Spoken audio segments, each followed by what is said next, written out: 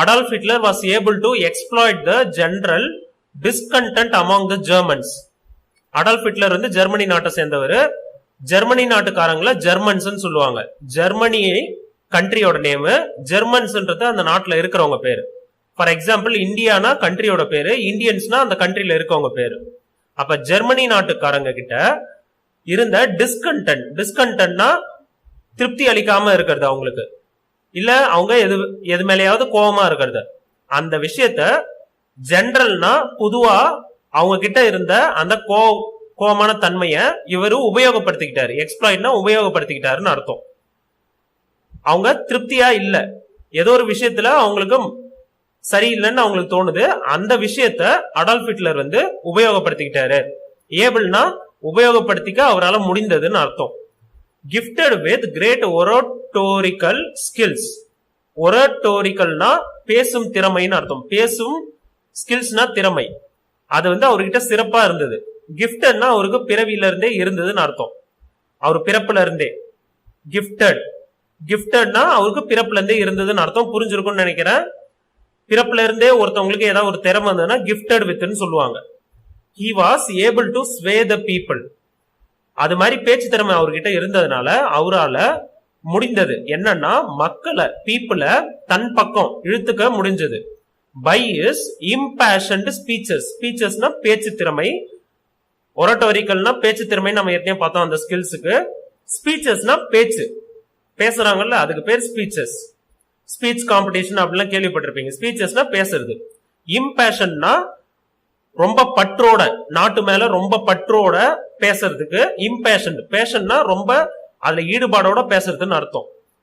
ப்ராமிசிங்க மக்களுக்கு என்ன ப்ராமிஸ் பண்றாருன்னா return to the glorious military past of Germany. Germany முதல் உலக போருக்கு முன்னாடிலாம், அது தோக்கிறதுக்கு முன்னாடிலாம் ரொம்ப ஸ்ட்ராங்கா இருந்தாங்க மிலிட்டரியில. ஆனா முதல் உலக போர் வேர்ல்டு வார் 1ல அவங்க தோத்துட்ட பிறகு, அவங்க டிஃபீட் ஆன உடனே அவங்களுடைய மிலிட்டரி எல்லாம் ரொம்ப மோசமா நடத்த ஆரம்பிச்சிட்டாங்க. பிரெஞ்சும் பிரிட்டிஷ்காரங்களும், பிரிட்டிஷ் பிரெஞ்சு அமெரிக்கா அவங்களாம் தான் ஃபர்ஸ்ட் உலக போர்ல ஜெயிச்சாங்க. அவங்க என்ன பண்ணிட்டாங்க, ஜெர்மனி தோத்த நாடுன்றதுனால அவங்கள ரொம்ப மோசமா நடத்த ஆரம்பிச்சாங்க. அவங்களோட ஆர்மியோட அளவையே குறைச்சிட்டாங்க. ஆனா ஹிட்லர் என்ன சொல்றாருன்னா, நான் பழையது போல் ரிட்டர்ன்னா பழையதுக்கு கொண்டு வரேன். பழைய மாதிரி ஜெர்மனியோட மிலிட்டரி பாஸ்ட்னா பழைய காலம், ரிட்டர்ன்னா அதுக்கு மறுபடியும் கொண்டு போறது. மிலிட்டரியோடைய பாஸ்ட், மிலிட்டரி முதல்ல எப்படி இருந்ததோ அந்த நல்ல நிலைமைக்கு, குளோரியஸ்னா ரொம்ப புகழ் பெற்று இருந்ததுன்னு அர்த்தம், ரொம்ப ஃபேமஸா இருந்ததுன்னு அர்த்தம். அந்த நிலைமைக்கு நான் கொண்டு போறேன், மிலிட்டரிய நான் பழைய மாதிரி கொண்டு போறேன்னு சொல்றாங்க. ரொம்ப சிம்பிள். அவருடைய பேச்சு மூலயமா மக்களை தன் பக்கம் இழுக்கிறாரு. மக்கள் கிட்ட என்ன சொல்றாருன்னா, நான் வந்து பழைய மாதிரியே மிலிட்டரிய மாத்துறேன் அப்படின்னு சொல்றாரு. He founded the National Socialist Party. இது வந்து அவர் தொடங்கின கட்சிக்கு பேரு. பார்ட்டினா கட்சி, சோசியலிசம்னா கொள்கை. அந்த கொள்கை அடிப்படையில சோசியலிஸ்ட், அந்த கொள்கை அடிப்படையில உருவாக்கின கட்சின்றதுனால அதுக்கு பேர் சோசியலிஸ்ட். நேஷனல்னா அந்த நாட்டுக்குரியதுன்னு அர்த்தம். ஜெர்மனி நாட்டுடைய சோசியலிஸ்ட் பார்ட்டின்னு அர்த்தம். அதுக்கு ஜெனரலா சாதாரணமா என்ன பேரு, பொதுவா என்ன பேரு சொல்லுவாங்கன்னா நாசிஸ் சொல்லுவாங்க. த நாசிஸ். இங்க நான் எல்லோ கலர்ல ஹைலைட் பண்ணிருக்கிறத நிச்சயமா நீங்க ஆன்சர்ல எழுத ட்ரை பண்ணுங்க, நிறைய மார்க் கிடைக்கும். அந்த வார்த்தையா ரொம்ப முக்கியமும் கூட, அதை மிஸ் பண்ணவே கூடாது. The fundamental platform on which Hitler built is support. Hitler வந்து அவருடைய சப்போர்ட்டை பில்ட் பண்ணாருன்னா என்னன்னா வளர்த்துக்கிட்டாருன்னு அர்த்தம். இங்க எப்படி வளர்த்துக்கினாருன்னா, அதனுடைய ஃபண்டமெண்டல் ரொம்ப அடிப்படையான பிளாட்ஃபார்ம்னா ஒரு தளம்னு அர்த்தம். இப்ப பிளாட்ஃபார்ம் கொடுத்தாதான் மேடையில போய் நம்ம பேசுவோம். இப்ப மேடைன்றது ஒரு பிளாட்ஃபார்ம். அதே மாதிரி அவருக்கு ஒரு சான்ஸ், அந்த ஃபண்டமெண்டல் முக்கியமான ஒரு சான்ஸ எதை உபயோகப்படுத்திக்கிட்டாருன்னா, அவரு மக்கள் கிட்ட சப்போர்ட் வாங்குறதுக்கு was the notion of the racial superiority of the Germans.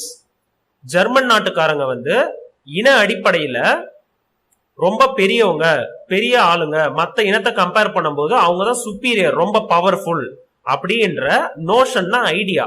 அந்த ஐடியாவை வச்சுதான் ஜெர்மன் நாட்டு மக்களை வந்து இவரு அவங்களுடைய சப்போர்ட்டை தனக்காக மாத்திக்கிட்டாரு ஹிட்லர். ரொம்ப சிம்பிளா பார்த்தோன்னா, ஜெர்மன் மக்களை வந்து மற்ற நாட்டு மக்களை விட நம்ம இனம் தான் வந்து ஜெர்மன் நாட்டு இனம் தான் வந்து ரொம்ப ஸ்ட்ராங்கான இனம், அதனால நம்ம தான் எல்லாரையும் ஆளணும், அது மாதிரி மக்களை இவரு தன் பக்கம் இழுத்துக்கிட்டாரு. அப்ப அதை என்ன சொல்றாருன்னா, racial superiority of the Germans as a pure சுத்தமான ஆரியன் ரேஸ். ஆரியர்கள் அப்படின்னு சொல்லுவாங்க தமிழ்ல, அந்த இனத்தை சேர்ந்தவங்க தான் ஜெர்மனி நாட்டுக்காரங்க, ஜெர்மன்ஸ் சொல்லுவோம். அந்த ஆரியன் ரேஸ் சம்பந்தமானவங்க தான் நம்ம சுத்தமான, பியூர்னா அதுல எந்த கலப்பணமும் இல்ல, நாங்க சுத்தமான ஆரியன் ரேஸ், ஜெர்மன் நாட்டு மக்களாகிய நாம சுத்தமான ஆரியன் ரேஸ் அப்படின்னு ஹிட்லர் சொல்லி மக்களை தன் பக்கம் இழுத்துக்கிட்டாரு. அது மட்டும் இல்லாம a deep seated hatred of the Jews. ஜூஸ்னா தமிழ்ல யூதர்கள் சொல்லுவாங்க, அது ஒரு மதம் மாதிரி. இப்ப ஹிந்து முஸ்லீம்லாம் இருக்காங்களா, அது மாதிரி ஜூஸ்ன்ற மதம் சம்பந்தமான மக்கள் வந்து ஜெர்மனில இருந்தாங்க, ஜெர்மனி நாட்டை சுத்தி இருந்தாங்க. அவங்க மேல ஜெர்மனி நாட்டு மக்களுக்கு ஒரு ஹேட்ரட்னா கோவம், எதிரி மாதிரியான குணத்தை, டீப் சீட்டட்னா ஆழ்ந்தன்னு அர்த்தம், ரொம்ப அதிகமான எதிர்ப்ப அந்த மக்களுக்கு மேல கொண்டு வந்தாரு. இப்ப இந்த காரணத்தெல்லாம் யூஸ் பண்ணி அவர் ஜெர்மனி தான் முக்கியம், ஜெர்மன் நாட்டு மக்கள் தான், அந்த இனம் தான் ரொம்ப முக்கியமான இனம், எல்லாரோடய பவர்ஃபுல்லான இனம், நம்ம யூதர்களை அழிக்கணும், அது மாதிரி ஒரு மக்கள்கிட்ட ஒரு ஐடியாவை கிரியேட் பண்ணிட்டாரு. அதை பேசிக்கா வச்சுதான், ஃபண்டமெண்டல்னா அதை அடிப்படையா வச்சுதான் மக்களுடைய சப்போர்ட்டை அவர் வாங்கிக்கிட்டார். இது எல்லாமே நம்ம 2 மார்க்லயே பார்த்துட்டோம், இருந்தாலும் திரும்ப பாக்குறோம். Hitler came to power. இப்ப இதுல இருந்து நம்ம டீடைலுக்கு மட்டும் பார்க்க போறோம் பாயிண்ட்ஸ்லாம். Hitler came to power in 1933 வருஷத்துல அவரு பவருக்கு வராரு. பவர்னா ஆட்சிக்கு வராருன்னு அர்த்தம். அண்ட் ரூல்டு ஜெர்மனி டில் 1945 வருஷம் வரைக்கும் அவரு ஜெர்மனிய ஆட்சி பண்றாரு. டில்னா அது வரைன்னு அர்த்தம். Next, in direct contravention of the clauses of the treaty of Versailles. இது வரைக்கும் முதல் பார்ப்போம். வெர்சைல்ஸ்ன்றது ஒரு சிட்டியோட பேரு, அங்க ஒப்பந்தம் போட்டுக்கிட்டாங்க. முதல் உலக போர் முடிஞ்சதுக்கு அப்புறம், ஃபர்ஸ்ட் வேர்ல்டு வார் முடிஞ்சதுக்கு அப்புறம் அந்த இடத்துல ஒப்பந்தம் போட்டுக்கிட்டாங்க. யார் யாரு எப்படி எப்படி நடக்கணும், ஜெயிச்சவங்க தோத்தவங்க கிட்ட இருந்து எவ்வளவு காசு வாங்கணும், தோத்தவங்க என்ன பண்ணணும் அப்படின்லாம் ஒப்பந்தம் போட்டுக்கிட்டாங்க. அதன்படி ஜெர்மனி வந்து ஒரு தோற்ற நாடு, அது வந்து அந்த உலக போரை இழந்துருச்சு, முதல் உலக போரை இழந்துருச்சு. இழந்த காரணத்தினால அந்த ரூல்ஸ் படிதான், அந்த ஒப்பந்தம் படிதான் ஜெர்மனி கேட்கணும். ஆனா என்ன நடந்துருச்சுன்னா, ஹிட்லர் பவருக்கு வந்த உடனே டைரக்ட் கான்ட்ரவென்ஷன், நேரடியாக அதை எதிர்த்தாரு. அதுக்கு எதிரா இந்த ஒப்பந்தத்துல என்ன சொன்னாங்களோ, கிளாசஸ்னா அதுல சொன்ன ரூல்ஸ் அர்த்தம். கிளாசஸ்னா ஒரு சப் ரூல்ஸ் சொல்லலாம். இப்ப வந்து ஒரு ஒப்பந்தம் இருக்குன்னா அதுல எப்படி இருக்கணும், ஒரு ஒப்பந்தம்ன்றது first point, second point, third point அப்படின்னு நிறைய பாயிண்ட்ஸ் கொடுத்திருப்பாங்க. அதை கிளாசஸ்னு வச்சுக்கலாம். நீங்க இப்ப புரிஞ்சுக்கிறதுக்காக ஈஸியா புரிஞ்சுக்கணும்னா கிளாசஸ்னா பாயிண்ட்ஸ்னு வச்சுங்க, ரூல்ஸ்னு வச்சுங்க. அந்த ரூல்ஸ், அந்த ஒப்பந்தத்துல இருந்த ரூல்ஸுக்கு எதிர்மாறாக, ஆப்போசிட்டா, டைரக்டான, அதுக்கு டைரக்டாவே நேரடியாவே அதை எதிர்த்தாரு. மறைமுகமாலாம் அதை எதிர்த்து பண்ணல, நேராவே அதை எதிர்க்க ஆரம்பிச்சிட்டாரு. கான்ட்ரவென்ஷனா அதை மீறி போறாரு, அந்த ரூல்ஸ் மீறி போறாரு. Hitler began to rearm Germany. அந்த ரூல்ஸ் படி என்ன தெளிவா சொல்லியிருந்தாங்கன்னா, ஜெர்மனி நாட்டுல ஆர்மியோட அளவை வந்து குறைச்சிடணும், நீங்க ஆயுதங்கள்லாம் அதிகமா உபயோகப்படுத்தக்கூடாது அப்படின்லாம் பண்ணிட்டாங்க அந்த ஒப்பந்தத்தின் படி. ஆனா ஹிட்லர் என்ன பண்ணிட்டாரு, நான் அதுக்கெல்லாம் ஒத்துக்க மாட்டேன், நான் வந்து என் ஆர்மிய, ஜெர்மனி நாட்டு ஆர்மிய பழையது போல கொண்டு வருவேன் தான் மக்கள் கிட்ட பேசினாரு. அப்ப என்ன பண்ணணும், ஆர்மிய பழைய மாதிரி அவங்களுக்கு ஆயுதம் எல்லாம் கொடுக்கணும். ரீ ஆர்ம், ஆர்ம்னா என்னன்னா ஆயுதங்கள்னு அர்த்தம். ரீ ஆர்ம்னா மறுபடியும் ஆயுதங்களை ஆர்மிக்கு கொடுக்கறதுன்னு அர்த்தம், பழையது போல. புரிஞ்சிருக்கும்னு நினைக்கிறேன். அது மட்டும் இல்லாம ஆட்களை ஏற்கனவே குறைச்சிட்டாங்களா ஆர்மிய, அப்ப என்ன பண்ணணும், ஆர்மிக்கு இன்னும் நிறைய ஆட்களை எடுக்கணும். அதுக்கு பேர் தான் ரெக்ரூட்மெண்ட். ரெக்ரூட்மெண்ட்னா ஆர்மிக்கு ஏதோ ஒரு பதவிக்கு ஆள் எடுக்கிறதுன்னு அர்த்தம். இங்க ரெக்ரூட்மெண்ட் ஃபார் த ஆர்ம்டு போர்சஸ்னா, ஆர்ம்டுனா ஆயுதம் வச்சிருக்கிற படைகள், போர்சஸ்னா படைகள்னு அர்த்தம். அந்த ஆயுத படைக்கு ரெக்ரூட்மெண்ட், ஆட்களை எடுத்தாரு. அது மட்டும் இல்லாம மேனுஃபேக்சர் ஆஃப் ஆர்மமெண்ட்ஸ், ஆர்மமெண்ட்ஸ்னா ஆயுதங்களை மேனுஃபேக்சர் பண்றாங்க, ஜெர்மனி நாட்டுல பண்றாங்க இதெல்லாம். அண்ட் மிஷினரி, மிஷினரினா ஆர்மிக்கு தேவையான, அதாவது மிலிட்டரிக்கு தேவையான மிஷின்ஸ் எல்லாம் ரெடி பண்றது, எல்லாமே அதுல எல்லாமே அடங்கிடும். டிராக்டர், பீரங்கியா இருக்கட்டும், எல்லாமே அது உள்ளார வந்துடும். யார் யாருக்குன்னா ஃபார் த ஆர்மி, ஆர்மினா நிலத்துல சண்டை போடுறவங்க, நேவினா கடல்ல சண்டை போடுறவங்க, அண்ட் ஏர்போர்ஸ், ஏர்போர்ஸ்னா பிளைட் மூலமா சண்டை போடுறவங்க, ஃபைட்டர் ஜெட்ஸ் எல்லாம் சொல்லுவாங்க. அதுக்கு பேர் air force. With large amounts of, அதுக்கு யாரெல்லாம் காசு கொடுக்குறாங்க, யார் வந்து அதுக்கு காசு கொடுத்தாங்கன்னா இந்த ஆர்மி எல்லாம் ரெடி பண்றதுக்கு, கவர்மெண்ட் ஸ்பெண்டிங். கவர்மெண்டே நிறைய காசு வந்து இதுக்காக செலவு பண்ணுச்சு. இப்ப ரொம்ப சிம்பிளா பாருங்களா, ஏற்கனவே ஆர்மியில கம்மியான ஆட்கள் தான் இருக்கிறாங்க. அப்ப நிறைய ஆட்களை எடுக்கணும்னா அவங்களுக்கு சம்பளம் கொடுக்கணுமா, அந்த ஆட்கள் வந்து ஜெர்மன் நாட்டுக்காரங்க. அப்ப ஜெர்மனி நாட்டுல நிறைய பேருக்கு வேலை கிடைக்குமா, புரிஞ்சிருக்கும்னு நினைக்கிறேன்.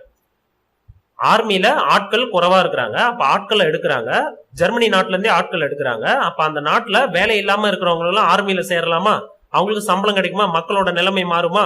அன்எம்ப்ளாய்மெண்ட் ப்ராப்ளம், வேலை இல்லாத ப்ராப்ளம் வந்து குறைஞ்சிருச்சு. சால்வ்டுனா அதை தீர்த்து வச்சுட்டாங்க.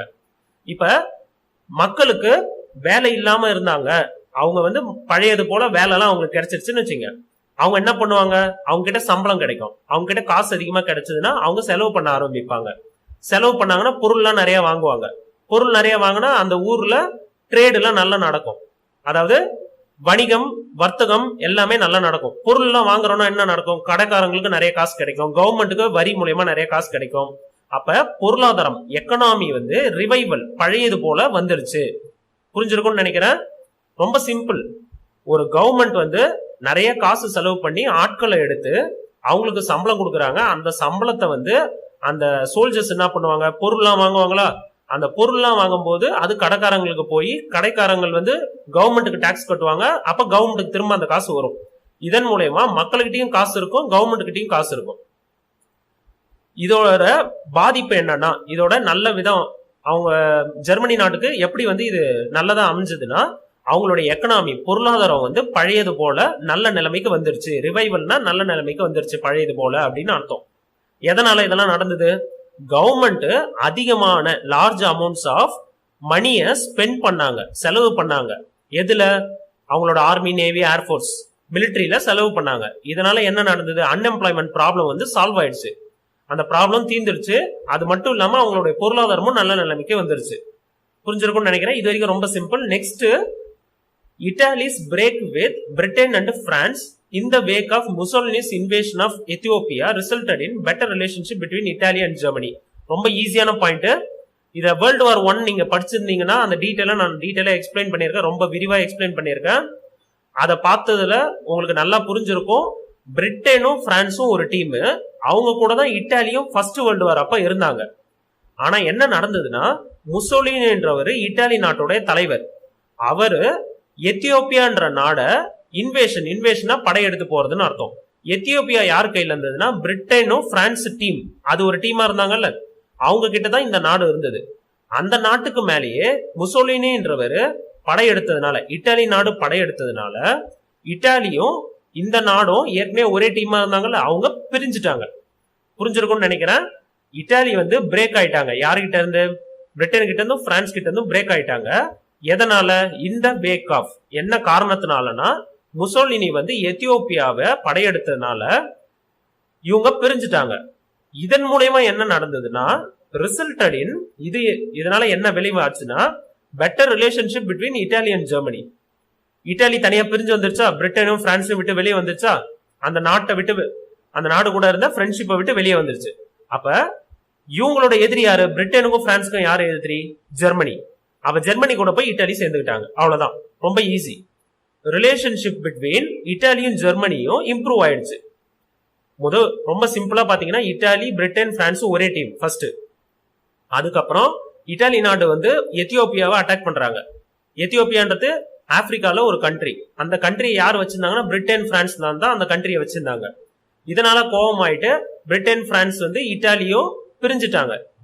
அவங்க நாட்டே, அவங்க ஒரே டீம்ல இருந்தே அவங்களுக்கு சொந்தமான இடத்துல போய் சண்டை போட்டாங்கன்னா, இட்டாலி வந்து அவங்கள விட்டு பிரிஞ்சு வந்தாகணுமா. வந்ததுக்கு அப்புறம் இப்ப பிரிட்டனுக்கும் பிரான்ஸுக்கும் யாரு எதிரியோ அவங்க கூட போய் இட்டாலி சேர்ந்துக்கணும், அதான் நியாயமும் கூட. அது மாதிரி சேர்ந்துக்கினாதான் அவங்களுக்கு பலம். அப்ப அவங்க போயிட்டு ஜெர்மனி நாடு கூட சேர்ந்துக்கிறாங்க. அதனால இட்டாலிக்கும் ஜெர்மனிக்கும் பெட்டர் ரிலேஷன்ஷிப், நல்ல உறவு வந்துருச்சு, நல்ல ஃப்ரெண்ட்ஸ் ஆயிட்டாங்கன்னு தான் சொல்றாங்க. இன் 1936 பிஃபோர் ஜெர்மனி இன்வேடட் த ரைன்லேண்ட். ரைன்லேண்ட் ஒரு இடம், அந்த இடத்துல 1936 வருஷத்துல ஜெர்மனி வந்து படையெடுக்கிறாங்க. இன்வேடட்னா படையெடுக்கிறது. which was supposed to be a demilitarized zone. அப்படின்னா என்ன அர்த்தம்னா, demilitarizedனா மிலிட்ரினா நம்மளுக்கு தெரியும், மிலிட்ரிக்காரங்க, ஆர்மி, நேவி, ஏர்ஃபோர்ஸ்லாம் நம்மளுக்கு தெரியும். டீமிலிட்டரைஸ்டுனா அந்த இடத்துல மிலிட்டரி இருக்கக்கூடாதுன்னு அர்த்தம். மிலிட்டரைஸ்டுனா மிலிட்டரி இருக்கலாம்னு அர்த்தம். டீனா அது கூட மிலிட்டரிஸ்ட் கூட டி சேர்த்தோம்னா, டிஇன்னு சேர்த்தோம்னா அது அந்த இடத்துல மிலிட்டரி இருக்கக்கூடாது அப்படின்னு அர்த்தம். ஜோன்னா அந்த இடம். எந்த இடத்துல? ரைன்லாண்டுன்ற இடத்துல மிலிட்டரியே வரக்கூடாது அப்படின்னு எல்லாருமே ஒப்பந்தம் போட்டுக்கினாங்க. ஆனா என்ன பண்ணிட்டாங்கன்னா, ஜெர்மனி வந்து அந்த ரைன்லாண்டை வந்து இன்வைட் பண்ணிட்டாங்க, படையெடுத்துட்டாங்க. அதுக்கு மேல அந்த இடத்த போய் ஆக்கிரமிக்க படையெடுத்துட்டாங்கன்னு அர்த்தம். சப்போஸ்டுனா அது மிலிட்டரியே வரக்கூடாத இடமாக இருந்தது அப்படின்னு அர்த்தம். புரிஞ்சிருக்கும்னு நினைக்கிறேன். சப்போஸ்னா அப்படிதான் இருந்திருக்கணும், ஆனா ஜெர்மனி வந்து அதை மீறிடுச்சுன்னு அர்த்தம். நெக்ஸ்ட் அதே பாயிண்ட் கண்டினியூ பண்ணணும். Rome Berlin axis had come into being. இது மாதிரி இவங்க போயிட்டு அந்த இடத்த படையெடுத்ததுனால இதன் மூலயமா தான் ரோம்ன்றது இட்டாலியோட கேபிட்டல், பெர்லின்றது ஜெர்மனியோட கேபிட்டல். கேபிட்டலை வச்சுதான் சொல்லுவாங்க. ரோமும் பெர்லினும் ஒரு டீம் ஆயிட்டாங்க, ஆக்சிஸ்னா ஒரு கூட்டணி ஆயிட்டாங்க. இந்த கூட்டணி வந்து இந்த இடத்துல ஜெர்மனி போர் தொடுத்ததுனால கம் இன்டு பீயிங்னா ஆரம்பிச்சது. இந்த கூட்டணி வந்து இதனால ஆரம்பிச்சதுன்னு அர்த்தம். லேட்டர் அதுக்கப்புறம் வித் ஜப்பான் ஜாயினிங் திஸ் அலையன்ஸ்னா கூட்டணின்னு அர்த்தம். எந்த கூட்டணி? ரோம், பெர்லின், அதாவது இட்டாலியும் ஜெர்மனியும் ஒரு கூட்டணியா இருக்கிறாங்க. அந்த கூட்டணியில ஜப்பானும் வந்து சேர்ந்துக்கிறாங்க. அப்ப அந்த கூட்டணியை எப்படி சொல்லலாம்? ஜப்பானோடைய கேபிட்டல் என்னன்னு நம்மளுக்கு தெரியணும், டோக்கியோ. அப்ப ரோம் பெர்லின் நம்ம ஏற்கனவே பார்த்தோம், ரோம் பெர்லின் ஆக்சிஸ்னு. அது கூட டோக்கியோவும் சேர்த்துக்கணும்னா ரோம் பெர்லின் டோக்கியோ ஆக்சிஸ் கூட்டணின்னு அர்த்தம். ரொம்ப சிம்பிள், 3 நாடா ஆயிடுச்சு இப்ப கூட்டணியில. இன் 1938 Hitler invaded Austria and Czechoslovakia. இப்ப பாருங்க, இது எல்லாமே நம்ம எதுக்காக படிக்கிறோம்னா ஹிட்லர் வந்து எப்படி தன்னுடைய நிலைமைய உயர்த்திக்கினாருன்னு பாக்குறோம். ஹிட்லர் யார் யார் கூட எல்லாம் ஃப்ரெண்ட்ஷிப் வச்சுக்கினாரு, எப்படி வந்து ஜெர்மனியை வழி நடத்தினாரு, அதெல்லாம் தான் பாக்குறோம். 1938 வருஷத்துல ஹிட்லர் வந்து படையெடுக்கிறாரு. எங்கன்னா ஆஸ்திரியாவையும் செக்கோஸ்லோவேக்கியா, இத பிரிச்சு படிங்க, செக்கோஸ்லோவேக்கியா, ஆஸ்திரியா, இந்த 2 நாட்டுக்கு மேலேயும் படையெடுக்கிறாரு. குறிப்பா சுடேட்டென்லாண்ட் அப்படின்ற இடம் செக்கோஸ்லோவேக்கியால இருக்குது. அந்த இடத்துல என்ன முக்கியமான விஷயம்னா, ஜெர்மனி நாட்டு, இப்ப ஜெர்மனி நாட்டு மக்களுடைய மொழி வந்து ஜெர்மன்.